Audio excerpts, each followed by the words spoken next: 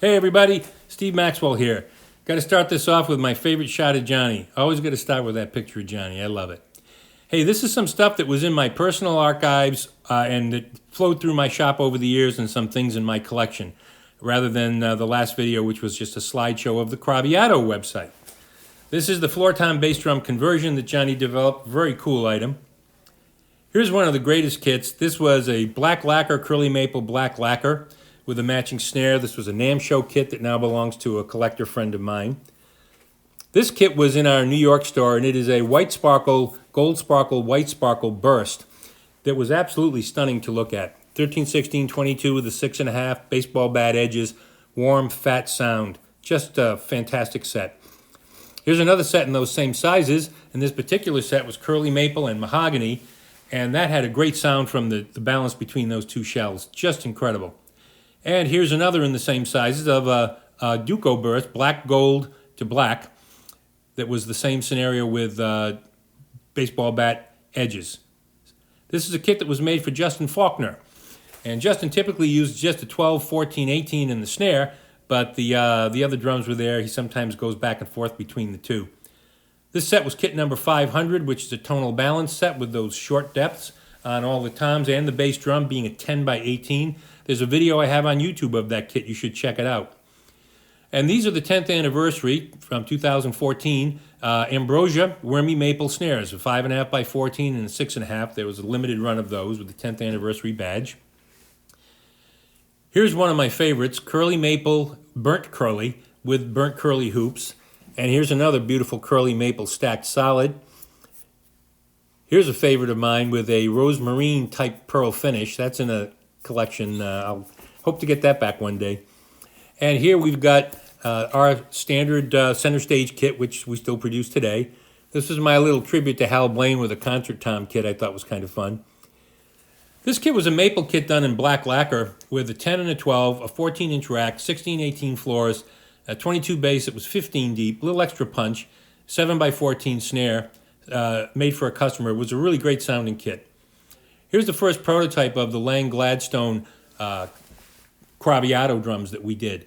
And these are done with, obviously, Craviotto shells and the three-way Gladstone tuning built by Arnie Lang. This is a nice bop kit that was done in what we call Ronnie Red. We made a kit in that color for Ronnie Vannucci. This is a Birdseye kit that I wish I had back. It was just a stunning set, and they sounded absolutely incredible. 15 by 20 bass drum on that one. Another example of that burnt curly with the burnt curly hoops. And this was an example of a blue-silver burst that was just incredible. And, of course, my all-time favorite, aged white marine pearl. This one had nickel hardware on it. And here we've got another curly maple. This one's got a little bit of an orange stain to it. And here's a great kit. Tony Williams yellow, curly maple, Tony Williams yellow. This was built for a customer, and I wanted to get one for myself, and I'm still waiting on mine. You'll see a couple of other examples of that color soon. And mainstay, 13-16-24 white marine pearl. You got to love it. Ludwig did a drum called the Super Swing, and it was basically a drum like you see in that picture right there, wood hoops. And I decided to do a short run of 6 drums, each with a different shell, but all built out the same. And this was number 5 of the 6 that we did. And this particular one was Walnut with a double inlay. And this was basically the predecessor then to what became the Craviotto Super Swing, that is a standard drum that we still offer today, 7 by 14 with wood hoops and maple. Here's my personal Craviotto Gladstone with a Birdseye maple shell that Johnny Clearcoat lacquered on the inside for me. This is a stunning kit that's owned by a very dear friend of mine now, and I wish if he ever sells it, he'll sell it back to me because I'd love to have it back. Burnt curly maple bop kit, and that burnt is all done by hand with a torch. This is very, very labor-intensive work. It's a stunning kit.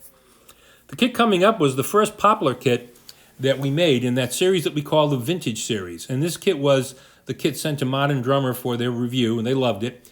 And this was poplar shells with baseball bat edges and in larger sizes, 13, 16, 18, 22 with a 6.5 snare. Stunning kit, and they sounded fat as can be. Here's a Rogers Dynasonic that I had made with a Craviotto shell.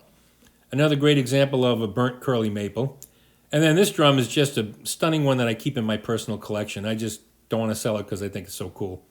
Here's another example of Tony Williams Yellow with a 4-piece kit and a cocktail drum. And then this is a very special drum. This drum was made as a presentation piece by Adrian Kirschler, the Italian master of the brass shell drums, who was very close with Johnny and collaborated with Johnny on many things.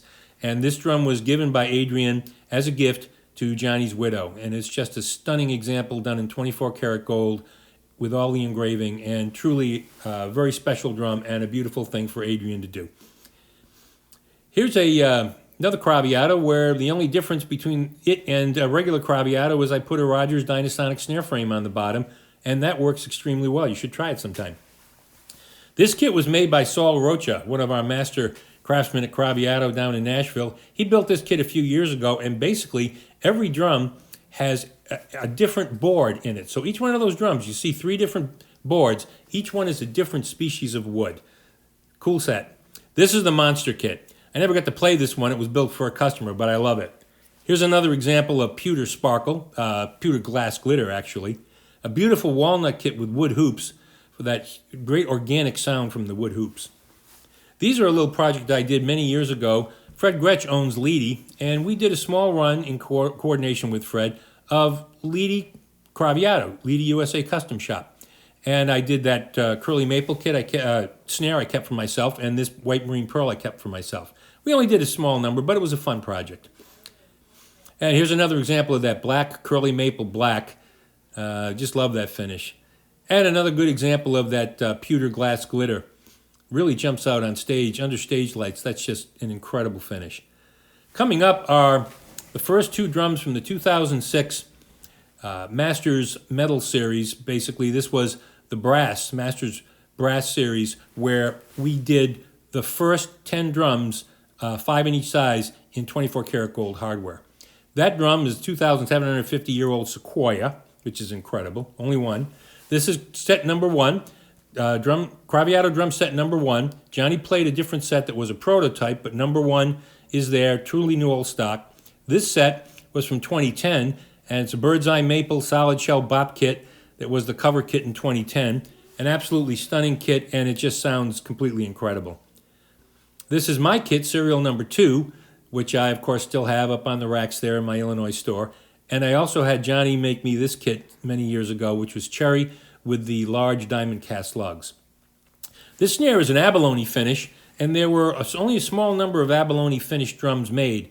That abalone finish and the solid shells wasn't always a good match. It didn't always work well, and you got some bubbling in the finish. There were a small number of drums made and very few exist, and this is the only one in that particular abalone finish remaining in existence. This was for a customer, a beautiful burnt curly, and that was, this is the Joe Morello drum. I had this drum made for Joe Morello in 2009. It was presented to him in November of 2009, made out of one of the last cream of the crop timeless timber shells that Johnny had set aside. And I purchased that drum back much later on. This was a Chris McHugh's kit, one of Chris McHugh's kits. Really amazing ash kit with a gong drum, 3 floor toms. You see the rack toms up there, 4 rack toms, 2 bass drums, and a 3rd bass drum that's a 16-inch head that's 20 inches deep. That was incredible.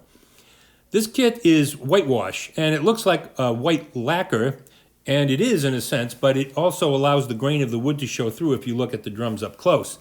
So it's a very beautiful finish to let that grain show through the white.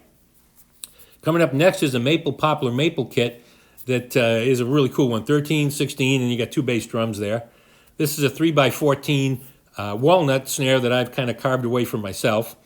And this is a picture of a bunch of snares, all private reserve snares that were waiting to ship out of my shop. And these are some of the images taken down in our new facility in Nashville. That facility with the close-up of the shells with the Craviotto logo inside was used for an ad. And I just think they're stunning finishes. I mean, those shells, solid Birdseye maple shells, it's incredible. Here's another example of that Tony Williams Yellow and Curly.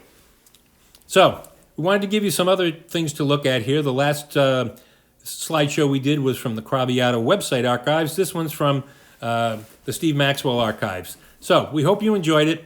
We'll be posting different things from time to time. And, of course, we've got to close it out with a picture of Johnny, my favorite. So, thanks, everybody, and we'll be back soon.